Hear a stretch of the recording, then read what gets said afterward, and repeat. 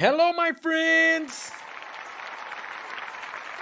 Vamos chegando para mais um vídeo com as informações do Vasco aqui no canal Mineiro Vascaíno, com muitas novidades, entrevista coletiva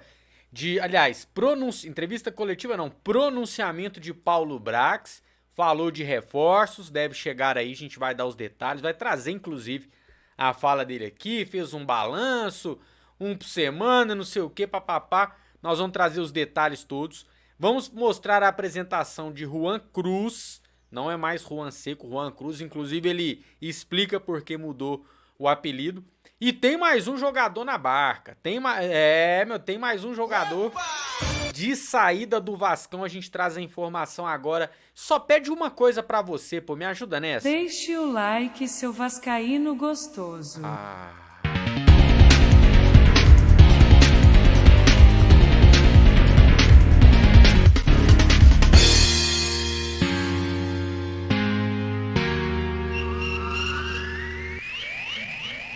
Entrevista de Paulo Brax, aguardada entrevista de Paulo Brax para falar. E aí, vai vir reforço, o elenco tá montado e tudo mais? Bom, e ele foi perguntado sobre isso, tá? Primeiro ele fez um balanço, vamos ouvir ele falando. Ele falou que o Vasco contratou um jogador por semana. Fez uma conta lá, vamos então ouvir as explicações de Paulo Brax. Fala comigo, Lubrax. E em 90 dias de janela, o Vasco realizou 14 contratações. Se quiser contar o Andrei como uma contratação, pela saída e pela entrada, vamos falar de 13. E uma conta simples de 90 dividido por 14 ou 13, nós vamos encontrar menos de 7. O que significa dizer que o Vasco contratou um jogador por semana, um reforço por semana na janela de contratações. E o perfil desses reforços, desses 14 reforços ou 13 reforços, nós temos 70% desses jogadores acima de 25 anos, numa idade que a gente entende dentro do futebol como uma idade que a gente espera o pico de performance do jogador. Tá, então, um jogador por semana, né, fazendo as contas aí de 90 dias de janela, 13 ou 14 contratações, e ele diz que qualquer um desses números dá menos de 7 dias. Então, uma contratação por semana. E falando aí que todas as contratações dele, todas não, a grande maioria, 70%, é acima de 25 anos. Então, que hoje a média de idade do time do Vasco é pequena por conta dos vários jogadores da base que ainda estão no elenco. Paulo Brax também falou que vão chegar de 1 a 2 peças ainda nessa janela que a gente está, até o dia 20 de abril. Não é isso, Paulo Brax? Fazer esse balanço da janela, que não é um fechamento de janela, porque com prazo ainda para contratar, a gente ainda busca, com a janela aberta, 1 ou 2 peças que podem ou não chegar, porque um jogador não necessariamente vem contratado porque a gente quer que ele seja contratado. Existem vários fatores que impedem uma contratação. Então, o elenco não está fechado, mas todos os jogadores que vieram para o Vasco vieram com a convicção nossa de serem jogadores aptos para jogar no Vasco, para auxiliar o Vasco nesse novo processo, nessa construção de elenco, não é uma reconstrução, mas é uma construção de elenco, e para ajudar a desenvolver os jogadores de base. Então, esse é o nosso elenco hoje do Vasco, esse é o nosso perfil, esse é o nosso balanço do que a gente fez desde o dia 10 de janeiro.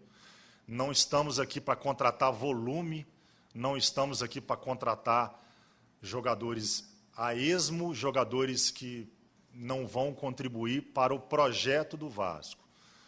Isso demanda tempo, então são 3 meses ou 4 meses do ano de trabalho que demanda tempo, e nós vamos manter o nosso objetivo de ser competitivo, de ser sólidos dentro do nosso ano de 2023, que não se exaure no ano de 2023. O projeto do Vasco não é para 2023.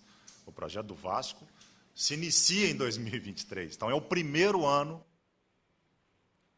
do projeto. É decepcionante, viu, Paulo Braco? Decepcionante. De 1 a 2 reforços, pode ou não chegar. O elenco tá curto, para mim tá muito claro. Pode competir nesse Campeonato Brasileiro, ficar ali no meio de tabela, que é mais ou menos o que o vascaíno minimamente espera? Pode, mas pode dar errado também. Então tá se arriscando, indo para uma Série A com o Peck de titular, com o Rodrigo provavelmente titular, né, jogadores que tinham que estar sendo apoio e não solução. Então tá na sua responsabilidade, tá? Eu vou até inocentar um pouco o Barbieri, porque eu considero esse elenco curto. A responsabilidade maior agora da Série A está nas suas mãos, porque foi você que montou o elenco, você que aceitou esse cargo, a pressão é em cima de você. Então a gente vai ficar de olho aí, né, nas primeiras rodadas para ver o tamanho do buraco que você vai ter que cobrir na segunda janela, né? Vamos lá, vamos com Deus. Aqui é Vasco, né? Tem que acreditar. Juan Cruz foi apresentado, explicou por que mudou o nome e falou sobre vestir a camisa do gigantesco. Cadê, hein? Cadê, produção?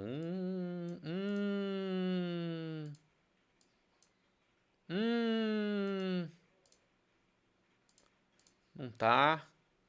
Olha. Não tá. Não temos. Não temos aqui, mas eu falo. Ele disse o seguinte, que Juan Seco era um apelido que ele ganhou lá da cidade onde ele mora, no Nordeste. Então, eu esqueci, me perdoem o nome da cidade, porque ele fala que lá num bairro que ele mora é Cajueiro Seco. E também um técnico do Santos chamava ele de Seco. Então, que em Santos pegou esse apelido e ele ficou chamado de Juan Seco. Mas que ele prefere ser chamado pelo nome, que é Juan Cruz. Então, simplesmente isso. Acho que isso a gente tem que respeitar. E falou que é um prazer, tá vestindo uma honra, tá vestindo a camisa do Vasco, de artilheiros como citou Roberto Dinamite, Romário, Edmundo e citou ainda Juninho Pernambucano, que é da terra dele. Então, mostrou que tá por dentro, né? Teve ali um media training provavelmente dos ídolos do Vasco, mostrando que tá por dentro e mostrando que quer que é um prazer, na verdade, vestir a camisa do Vasco. Já despedi a produção aqui, relaxa, galera, ó. Laranjeira de saída do Vasco, hein? Mais um pra barca, o último tinha sido o Ulisses, né? Que saiu do Vasco também, e agora Laranjeira. Vamos ver a informação oficial do Vasco, ó. O Vasco da Gama informa que o meia Laranjeira foi emprestado ao Remo do Pará. O jogador ficará na equipe paraense até o fim de novembro, com opção de compra ao final do vínculo. O Remo tá jogando a Série C, Paysandu também tá lá, então teremos o clássico Repá, né? Torcendo pro Laranjeira ter sucesso aí, porque é um jogador que mostrou ter talento. Uma canhotinha poderosa ali da entrada da área, mas não aguentou a pressão e sofreu com lesões também nessa sua transição para o time principal. Então é a chance dele conseguir uma sequência para quem sabe ali na frente voltar, né, e cavar uma vaguinha no elenco ou mesmo ser negociado para outra equipe. E eu quero a sua opinião. Gosta do Laranjeira? Acha que ele merecia mais oportunidades no Vasco? Ou é realmente uma boa emprestar ele para outra equipe? Mostrar rapidinho para vocês a premiação do Bolão do Mineiro, etapa Campeonato Brasileiro. Tá aí, ó. Primeiro, segundo, terceiro, quarto e quinto lugares garantem premiação oficial. Você palpita em todos os jogos do Vasco, em todas as rodadas. Lá no final, os 5 primeiros que fizerem mais pontos garantem a premiação. Você vira membro do canal clicando no botão Seja Membro abaixo da tela. R$ 1,99 por mês é o nosso plano mais acessível. Fechou? Quem é Vasco, deixa o like. Quem é muito Vasco, se inscreve no canal. A gente se vê a qualquer momento para mais informações do Vascão. Até lá.